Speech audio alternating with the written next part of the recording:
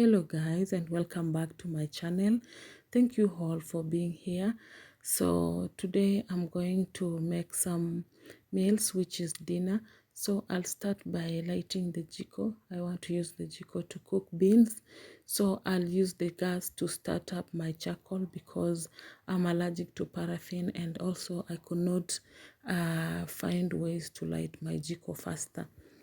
So I'm going to knead the dough for chapati, starting by using, I've put some flour there, that is eggs, and then I've added some lukewarm water, salt, and a little bit of oil. I normally don't use sugar in my chapatis, but if you love using sugar, you can include that also. So I'll need my dough for some time. In this on this particular day, I need my dough for like 6-7 minutes to be precise. Yeah. So I know if you want a good chapatis, you really have to work on your dough. You have to really knead it so that you can get a good and nice and soft dough for your chapatis. Let me take this opportunity to welcome my new subscribers. Thank you so much guys for being here, for subscribing to my channel, and also to my returning subscribers. Thank you for finding me interesting and finding my videos interesting to watch as well. So I'm adding the oil to the dough, and then I'll keep kneading it until it comes together. Yeah. It comes together. So to my returning subscribers, thank you so much. For if you're watching for the first time and you haven't subscribed, please do subscribe. It is for free. Yeah. So I'm going to cover this dough with a clean film, yes, as you can see, and then cover with a towel. It's not necessary to cover, but I just covered anyway for like 20 to 30 minutes. Yes, so the charcoal is ready. As you can see, I'm lighting the jiko in my balcony, and then here I had soaked these beans for 1 hour, which wasn't enough. It's not enough time to soak the beans, so I'm washing them, and then I'm going to use earthen pot. I believe in earthen pot because it neutralizes the acidity. Yeah, it neutralizes something like that. So the beans, you won't get the beans won't affect you. Yeah, they won't affect you. And then I'm going to throw in a carrot, which I did throw in later. I did not have the carrot, I had to go and buy, and then I threw the carrot in, and then I added some salt into my beans, hot water, and then put it to cook. I left it to cook for like 1 hour. With the pot, it's very fast, but I did cover it, just that I did not show. So my dough is ready, and it's super soft. Yes, it's super soft, but I could handle it anyway. So I'm trying to cut it into smaller sections that I really want, so that I can start rolling out the dough. I don't know how you make your own chapatis, but I think everybody goes through this process of making their chapatis, if I'm not wrong. Yeah, I also do this. I spread the dough, apply the oil, and then I roll it. Yeah, I roll it. Please just understand, because you can see that is what I'm trying to do. And then I roll it from the other end on a different direction, and from this other end I roll it from a different direction, as you can see. Yes, because I'm looking for layers. I'm really looking for layers on my chapos. Yes, and because I want chapatis that have layers, I will have to use the method. Yes, let me know in the comment section how you make your chapatis, if you use the same method or you have your own method that you do use. Tell me also if you're addicted to chapatis like I am. I would just sit down and say, let me just make chapatis. Like any day, I don't have specific days for chapatis. I just decide that today I'm going to make chapatis and that is it. So long as I have flour, I'm gonna make chapatis. I'm never lazy with chapatis.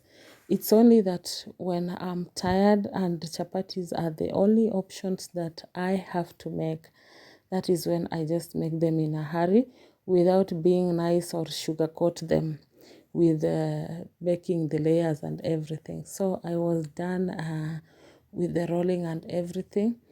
So I was spreading them out so that I can dry them first. Normally, I dry them first before I can do the actual cooking, which requires you to put oil on them. Yes, so I'm rolling them out and then I'm going to dry them and then I'll start doing the oil part. Let me also know also how you do your chapatis. Do you go through the process of drying first before you can start with the oil, or do you just go direct with that? Because I think when you go, to me, when I go direct minus drying, I feel like it's an hassle. It's really an hassle. Though I ditched the spoon because I felt like it was really wasting my time, and I started applying the oil using the brush as I kept changing. And I really love adding multiple layers of chapati while making my chapos instead of making just one chapati. I feel like it takes much of my time to just stick like making one chapati in a pan when I can add multiple layers and handle them. Do you know I can just add like even 10 and keep adding and forget. And the beans were done, they were cooked. You see, the pot does really good magic. I love using pots, these pots, yeah. So they were done and it was time to actually now make the beans. Yes, I was using red onions, green onions, and also turmeric. The yellow thing that you're seeing is not carrot in the pot in the oil. It is turmeric that is fresh that I had actually grated and mixed in the onions. I love seeing orangish color in my stews, so that is why I will always go for fresh turmeric. Of course I can use powdered turmeric, but I love using the fresh one. So I also added the carrots. These are carrots really go well with beans. Yes, they go well with beans.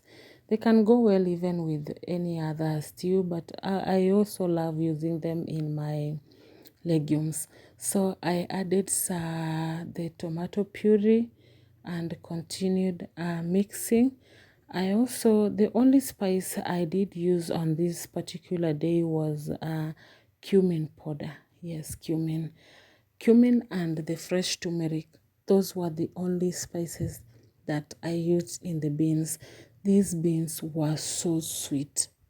Do you know that when you cook beans in the pot, or when you slow cook, even if it is just a normal pot, and you slow cook your beans without pressure cooking them, they retain the original flavor of beans. Yes, they do that. I added some water. I did not show, but I did add some water. And yeah, that is the cumin powder that I also just added. I don't know how I did not record that. Yeah, and the beans were almost done. So in the end, I added uh, green pepper, coriander, and green onion leaves. Yes, green onion leaves are just they make stews taste so good.